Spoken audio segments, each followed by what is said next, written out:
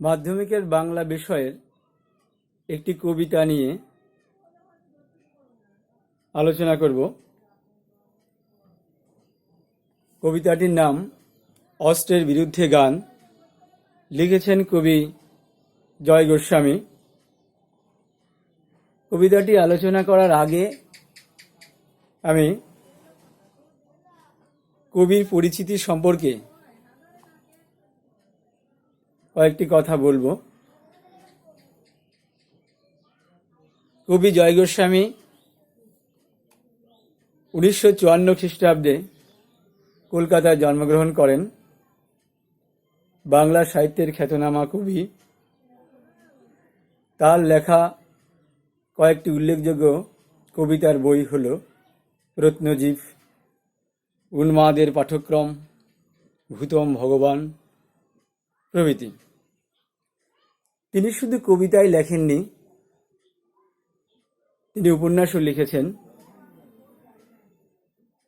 তার একটি উল্লেখযোগ্য কাব্যিক উপন্যাস হল যারা বৃষ্টিতে ভিজেছিল, এবং তার লেখা আরও একটি জনপ্রিয় উপন্যাস, সেই উপন্যাসটি হল সেই সব শেয়ালেরা এবং সুরঙ্গ ও প্রতিরঙ্গ প্রভৃতি উপন্যাস তিনি লিখেছেন। যাই হোক, অতি সাম্প্রতিক কালের একজন বিখ্যাত কবি জয় গোস্বামী, তিনি তারই একটি বিখ্যাত কবিতা, তারই একটি জনপ্রিয় কবিতা আমাদের মাধ্যমিকের বাংলা সাহিত্য সঞ্চয়নের অন্তর্গত অস্ত্রের বিরুদ্ধে গান। কবিতাটি 1927 খ্রিস্টাব্দে পাতার পোশাক নামক একটি কাব্যগ্রন্থ, সেই কাব্যগ্রন্থ থেকে নেওয়া হয়েছে। এই কাব্যগ্রন্থের মধ্যে 55টি কবিতা আছে। তার মধ্যে 20 সংখ্যক কবিতা হলো আমাদের আলোচ্য, আমাদের পাঠ্য এই কবিতাটি। কবিতার নাম অস্ত্রের বিরুদ্ধে গান। কবিতাটি আমি আলোচনা করার আগে কয়েকটি লাইন পাঠ করব, এবং পাঠ করার পর লাইনগুলো ধরে ধরে আমি বিশ্লেষণ করব। বোর্ডে আমি প্রথমে লিখে দিয়েছি, বিশ্লেষণ করার আগে বলি, অস্ত্রের বিরুদ্ধে গান, কবি জয় গোস্বামী, কাব্যগ্রন্থের নাম পাতার পোশাক। এবার আলোচনায় আসা যাক। অস্ত্র ফেলো, অস্ত্র রাখো পায়ে, আমি এখন হাজার হাতে পায়ে, এগিয়ে আসি উঠে দাঁড়াই, হাত নাড়িয়ে বুলেট তাড়াই, গানের বর্ম আজ পড়েছি গায়ে, গান তো জানি একটা দুটো, আঁকড়ে ধরে সে খড়কুটো।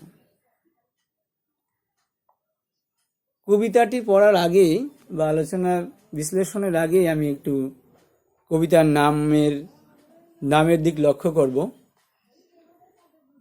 কবিতার নাম দেখলেই বোঝা যায় যে কবিতার বিষয়টি কি হবে। অস্ত্রের বিরুদ্ধে, অর্থাৎ অস্ত্রের বিরুদ্ধে মানুষের প্রতিরোধের গান। অশুভ শক্তির বিরুদ্ধে, অশুভ শক্তির বিনাশের জন্য অস্ত্রের বিরুদ্ধে মানুষের জয়গান গেয়েছেন, মানবিকতার জয়গান গেয়েছেন এই কবিতার মধ্যে। প্রথম লাইনেই আছে, দেখো, অস্ত্র, অস্ত্র ফেলো, অস্ত্র রাখো পায়ে। অস্ত্র হলো হিংসা, বিদ্বেষ, মৃত্যুর মতো বিনাশকারী বিরোধী শক্তির বিকাশ ঘটায়। তাই কবিকে অস্ত্রকে ফেলতে বলেছেন, অস্ত্রকে পায়ে ফেলতে বলেছেন। পায়ে ফেলতে বলেছেন কেন? যে অশুভ শক্তির বিনাশের জন্য কবি অস্ত্রকে পায়ে ফেলতে বলেছেন। আমি এখন হাজার হাতে পাই, আমি এখন হাজার হাতে পাই। হিংসা, বিদ্বেষ, মৃত্যুর মতো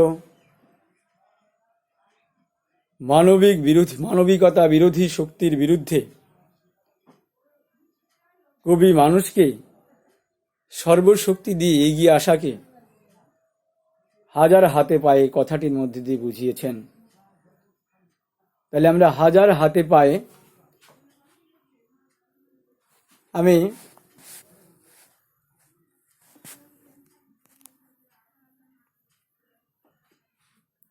হাজার হাতে পায়ে শব্দটি বিশ্লেষণ করব, যে কবি কেন এই শব্দটি কবিতার মধ্যে ব্যবহার করেছেন। যে অমানবিক, হিংসা, বিদ্বেষ এই সমস্ত শক্তির বিরুদ্ধে কবি সর্বশক্তি দিয়ে সব মানুষকে এগিয়ে আসার কথা বলেছেন। সেই জন্য কবি হাজার হাতে পায়ে কথাটি ব্যবহার করেছেন। এগিয়ে আসি, উঠে দাঁড়াই, হাত নাড়িয়ে বুলেট তাড়াই। এই অশুভ শক্তির বিরুদ্ধে দাঁড়ানোর জন্য কবি বসে থাকতে পারেন না। কবি এগিয়ে এসেছেন। অস্ত্রের থেকে নিক্ষিপ্ত যে বুলেট, সেই বুলেটকে কবি হাত দিয়ে থামিয়ে দেওয়ার কথা বলেছেন। তিনি হাত দিয়ে সেই বুলেটকে থামিয়ে দেবেন। কিভাবে? শুধু কি হাত দিয়ে থামাবেন? না, গানের বর্ম আজ পড়েছি গায়ে। যে অশুভ শক্তি, যে মানুষ হিংসা, বিদ্বেষ, মানবতা বিরোধী যে শক্তি মানুষের মৃত্যু ঘটায়, সেই শক্তির বিরুদ্ধে দাঁড়াতে গেলে গানকে আশ্রয় করতে হবে। আমরা জানি বর্ম মানে চামড়া, এখানে ওই অর্থে ব্যবহার করা হয়নি। যেন আমরা গানকে অন্তরের মধ্যে গ্রহণ করব, গানটা আমরা গায়ে মাখব। সেই জন্যই কবি বলেছেন যে বুলেটকে তাড়াতে হলে, অস্ত্রের বিরুদ্ধে গান গাইতে হলে, দাঁড়াতে হলে গানকে ভালোবাসতে হবে, গানকে আশ্রয় করতে হবে। তাই কবি পরের লাইনগুলোতে তিনি বললেন, দেখেন, গান তো জানি একটা দুটো, আঁকড়ে ধরে সে খড়কুটো। কবির কাছে বেশি গান সম্বল নেই। তার কাছে একটি মাত্র গান আছে, বা দুটি গান আছে। অল্প সংখ্যক একটা বা দুটো সামান্য কয়েকটি গান বা একটা বা দুটো গানকে আশ্রয় করেই, অবলম্বন করেই কবি প্রতিরোধ গড়ে তুলতে চান। আঁকড়ে ধরে শেকড় খড়কুটো। মানুষ যখন বিপদে পড়ে, মানুষ যখন সমস্যায় পড়ে, মানুষ যখন বিপদে ভেসে যেতে থাকে, তখন মানুষের বাঁচার কিছু থাকে না। যদি সামান্য খড়কুটোও থাকে, সেই খড়কুটোকে অবলম্বন করে মানুষ বাঁচার স্বপ্ন দেখে। কবি বলেছেন, আমার কাছে মাত্র সম্বল একটা দুটো গান, সেই গানকে নিয়েই, গানকে সম্বল করেই আমি প্রতিরোধ গড়ে তুলতে চাই। আমি আঁকড়ে ধরে, অর্থাৎ কবি গানকে আঁকড়ে ধরে মানুষকে বাঁচার পথ দেখিয়েছেন। রক্ত মুছি শুধু গানের গায়ে, মাথায় কত শকুন বাচিল। রক্ত মুছি শুধু গানের গায়ে। রক্তমুছি শব্দটা আমি ব্ল্যাকবোর্ডে লিখেছি, তো আমি ব্যাখ্যা করে দিচ্ছি। রক্তমুছি গানের গায়ে, কবি গান দিয়ে রক্তকে মুছতে চেয়েছেন। রক্ত কি? রক্ত হলো মনুষ্যত্ব অপচয়ের প্রতীক। এই অপচয়কে রুখতে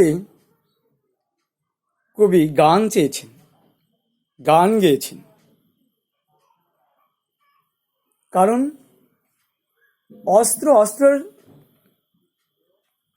অস্ত্র দিয়ে যুদ্ধ, অস্ত্রের সঙ্গে যুদ্ধ মানুষের জীবন ক্ষতবিক্ষত হয়, রক্তাক্ত হয়।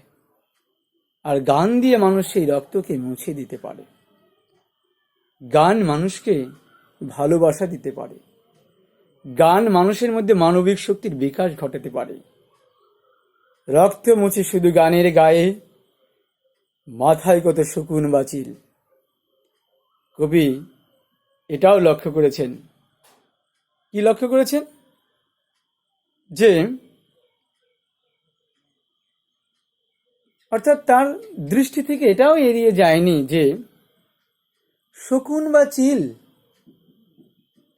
বা চিল হলো আমাদের দেশের সুযোগ সন্ধানী কিছু মানুষ, বা পৃথিবীর সুযোগ সন্ধানী কিছু মানুষ,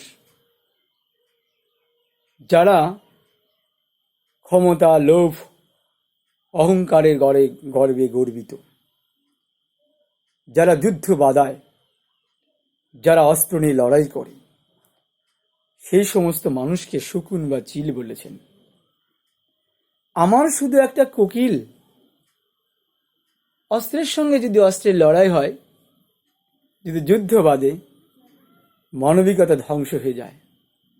আর সেই মানবিকতার হাত থেকে বাঁচাতে কবি বলেছেন, আমার হৃদয়ের মধ্যে একটি কোকিল বাস করে। সেই কোকিল হচ্ছে ভালোবাসার প্রতীক, আর সেই কোকিল হচ্ছে হৃদয়ের মাধুর্যের প্রতীক। সেই কোকিল হলো তারুণ্য যৌবনের প্রতীক। বলেন, সেই কোকিলকে আশ্রয় করে আমি সহস্র উপায়ে গান বাঁধি। বারবার শুধু গানের কথাই বলেছেন। সেই গান আসলে হৃদয়ে ধারণ করলে মানুষের সমস্ত কিছুর বিরুদ্ধে সে লড়তে পারে, তার শক্তি জোগাড় দিতে পারে। তাই কবি বললেন, আমার শুধু একটা কোকিল, গান বাঁধবে সহস্র উপায়ে। অস্ত্র রাখো, অস্ত্র ফেলো পায়ে। কবি আবার বললেন, অস্ত্র রাখো, অস্ত্র ফেলো পায়ে। বর্ম খুলে দেখো আদুর গায়ে। আদুর শব্দটি আমি আলোচনা করার আগে প্রথমে বলে নেই, আমি অস্ত্র, পায়ে বুলেট তাড়াই, গানের বর্ম, রক্ত মুছি, আদুর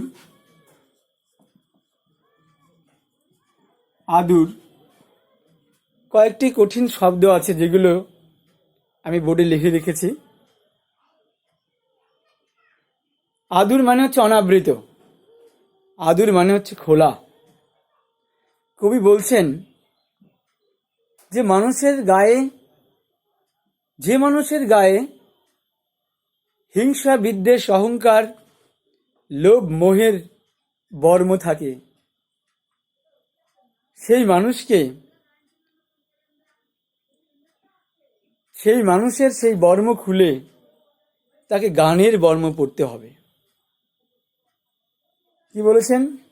অস্ত্র রাখো, অস্ত্র ফেলো পায়ে, বর্ম খুলে দেখো আদুর গায়ে। মানুষকে আদুর গায়ে অর্থাৎ বর্ম খুলে হিংসা, বিদ্বেষ, লোভ, অহংকারের বর্ম খুলে ফেলতে বলেছেন। গান দাঁড়ালো ঋষি বালক, মাথায় গোজা ময়ূর পালক, তোমায় নিয়ে বেরাবে গান, নদীতে দেশে গায়।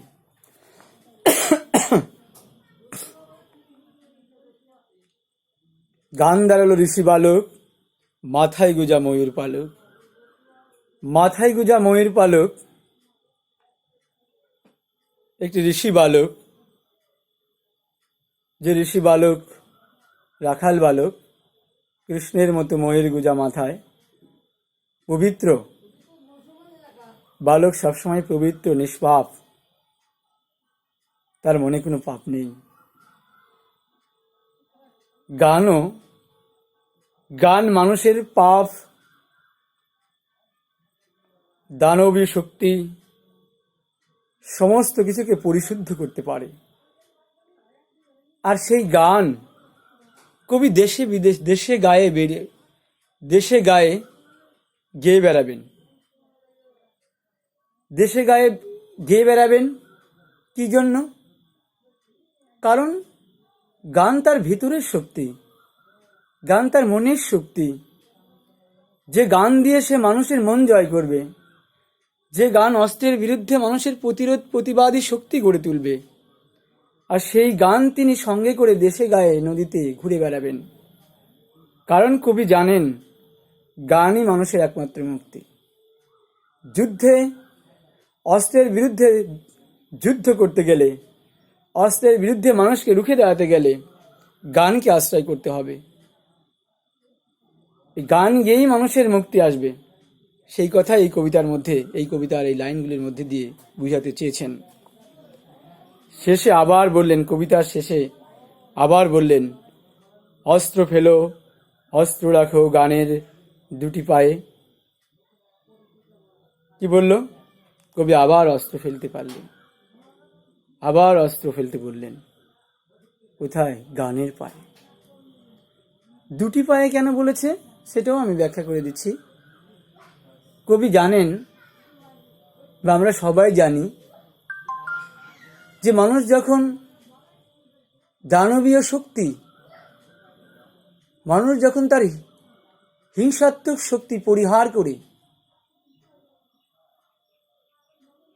করে দেবতার পায়ে নিজেকে সমর্পণ করে, আবার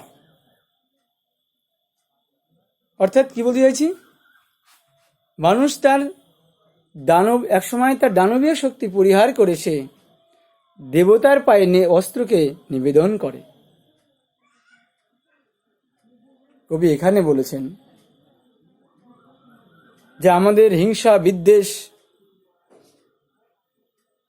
মোহ, ক্ষমতা সমস্ত কিছু বিসর্জন দিয়ে গানের পায়ে অর্পণ করতে হবে।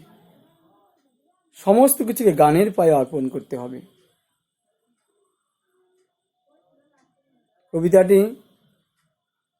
কবিতাটির লাইনগুলোর আলোচনা শেষ করার আগে আমি কবিতাটির সারসংক্ষেপ বা ভাবার্থ বিষয়ে আর একবার একটু বলে দিচ্ছি, যে আসলে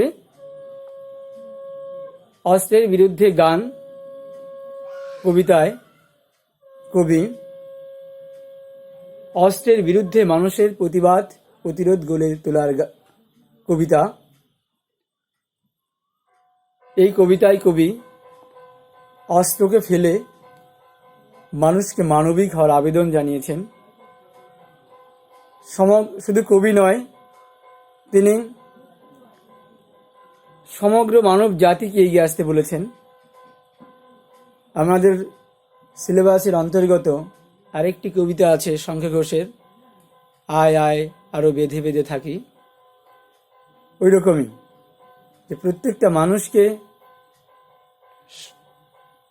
অন্যায়, অত্যাচার, হিংসা, বিদ্বেষ সমস্ত কিছুর বিরুদ্ধে এগিয়ে আসতে হবে, মানবিক হতে হবে, দেশে দেশে প্রচার করতে হবে, মানবিকতার বাণী প্রচার করতে হবে। আর সেই বাণী হয়ে উঠবে আমাদের সমস্ত সমস্ত অশুভ শক্তির মুক্তির পথ, আর সেই পথ হিসাবে বেছে নিয়েছিলেন কবি এই কবিতায় গান। কবি গানের মধ্যে দিয়ে মানুষকে মানবিক হতে বলেছেন, অস্ত্রকে ফেলে দিতে বলেছেন। এটুকুই ছিল আজকের আমার কবিতার আলোচ্য বিষয়। পরবর্তীতে আমি অন্য একটি বিষয় নিয়ে আলোচনা করার জন্য তোমাদের সামনে নিয়ে আসবো অন্য একটি ক্লাস।